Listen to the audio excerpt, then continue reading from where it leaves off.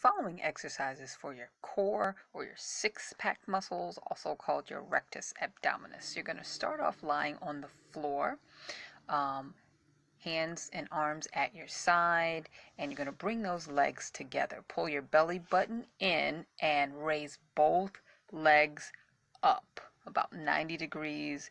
Your bum is going to curl up off of the mat just a tiny bit, and slowly and controlled bring your legs back down towards the floor and tap your heels down and bring them right back up. This is the full way.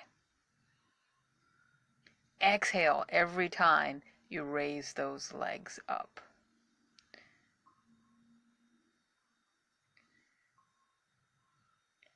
One modification that you can do is raise one leg up if both legs are too heavy. So this is the first modification you can do. Still exhale every time you lift that one leg.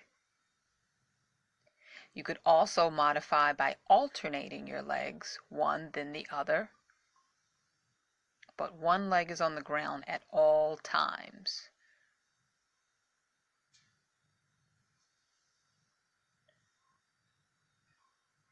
You could also bend one leg, foot flat on the ground, to give your back the best amount of support and raise one leg up and down.